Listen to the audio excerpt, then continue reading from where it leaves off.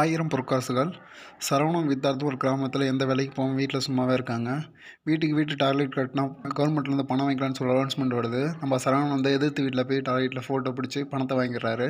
இதனால் அந்த கவர்மெண்ட் அதிகாரி நீ டாய்லெட் கட்டி அந்த 12,000 வாங்கி அவனுக்கு தரணும்னு சொல்லிட்டு ஒரு ரூல் போடுறாரு. அதனால் வித்தார்த்தும் சரவணும் லெட்டினுக்கு வந்து குழி வெட்டுறாங்க. அப்படி குழி வெட்டும்போது அங்கே ஒரு புதையல் கிடைக்குது. அந்த புதையினால் இந்த படத்தில் என்ன நடக்குதுன்னு சொல்லி தான் இந்த 1000 பொற்காசுகள்.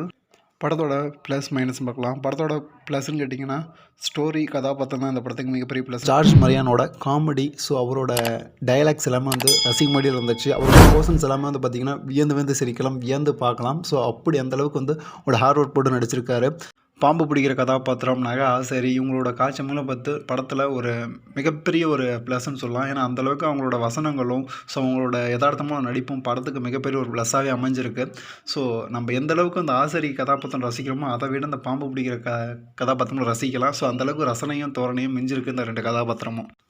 ஆணிமுத்து கதாபாத்திரமும் அவரோட தங்கச்சி பையனாக வரக்கூடிய விதார்த்தோட கதாபாத்திரமும் இந்த படத்துக்கு மிகப்பெரிய ஒரு முக்கியத்துவத்தை கொடுத்துருக்கு. ஆணிமுத்து அவரோட கதாபாத்திரமும் அவர் கொடுக்குற விளக்கங்களும் பார்த்தீங்கன்னா படம் ஆரம்பித்து ஒரு 45 நிமிஷம் ரொம்ப இன்ட்ரெஸ்டிங்காக போகும். ஸோ விதார்த் வந்து அவரோட ஃப்ளாஷ்பேக்கும் சுமாராக தான் இருந்துச்சு. இவங்க 2 பேரும் இந்த கிராமத்தை எப்படி சம்பவம் வச்சு செய்கிறாங்க, அவங்க பண்ணக்கூடிய காமெடிஸ், ஸோ இதெல்லாம் எப்படி இருக்குன்னு ஸ்க்ரீனில் நீங்களே ஃபீல் பண்ணலாம். ஆணிமுத்து வீட்டில் வழிபோக்கனாக படுத்தக்கூடிய அந்த ஹிந்திக்காரனோட ரோல் சும்மா செம்மையாக இருந்துச்சு. அந்த ஹிந்திக்காரனால தான் இந்த படம் வந்து ஒரு அடுத்த கட்ட நகரத்துக்கே போயிடுச்சுன்னு சொல்லலாம். ஏன்னா அந்தளவுக்கு ரசிகமாக இருந்துச்சு. ஸோ அவனோட ரியாக்ஷன்ஸ், அவனோட அந்த சொம்பு மேலே கூடிய அந்த ஒரு ஈர்ப்பு, ஸோ இதெல்லாம் ரொம்ப ஃபென்டாஸ்டிக்காகவே இருந்துச்சு.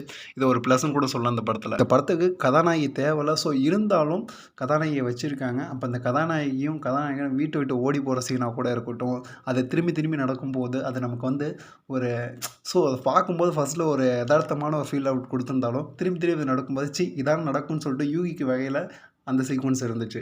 இந்த படத்தோட மைனஸ்ன்னு கேட்டிங்கன்னா, ஸோ அந்த கருவாச்சின்னு சொல்லக்கூடிய அந்த ரோலாக கூட இருக்கட்டும், அந்த மயானத்தில் வரக்கூடிய சண்டை காட்சிகள், ஸோ அந்த கோயிலில் வரக்கூடிய பாடல்கள், இதெல்லாம் இந்த படத்துக்கு தேவையான ஒரு சீக்வன்ஸாகவே எனக்கு தோணுச்சு. இதெல்லாம் எடுக்கிறதுனால இந்த படம் ரொம்ப லென்த்தாக போச்சு. இந்த சீன்ஸ்லாம் இல்லைனா இன்னும் கொஞ்சம் இந்த படம் கொஞ்சம் பெட்டராகவே ஆடியன்ஸ் கொண்டு போய் போயிருக்கும் நான் பெட்டராக ஃபீல் பண்ணேன். படத்தில் வரக்கூடிய பாடல்கள் பெருசாக ரசிக்கும் வகையும் இல்லை, கேட்குற மாதிரி ஒரு ஃபீல்டில் கூட இல்லைன்னு கூட சொல்லலாம். இந்த 1000 பொற்காசுகள் ஏன் பிரிக்காமல் கடைசி வரை லென்த்தாக கொண்டு போகிறாங்க. இது வேறையா பார்ட் 2க்கு வரையா லீட் கொடுத்து சென்னையில் சந்திப்போம்னு சொல்கிறாங்க. இந்த 1000 பொற்காசுகள் வந்து பார்த்தீங்கன்னா decent watchable comedy entertain movie தான். நீங்கள் வீட்டில் சும்மா இருந்தீங்கன்னா ஃப்ரீயாக இருந்தால் செக் அவுட் பண்ணி பாருங்கள். இந்த படத்தை நீங்கள் பார்த்துட்டு உங்களோட கமெண்ட்ஸ் என்னன்னு சொல்லி மறக்காமல் என்னோட கமெண்ட் செக்ஷனில் கமெண்ட் பண்ணுங்கள்.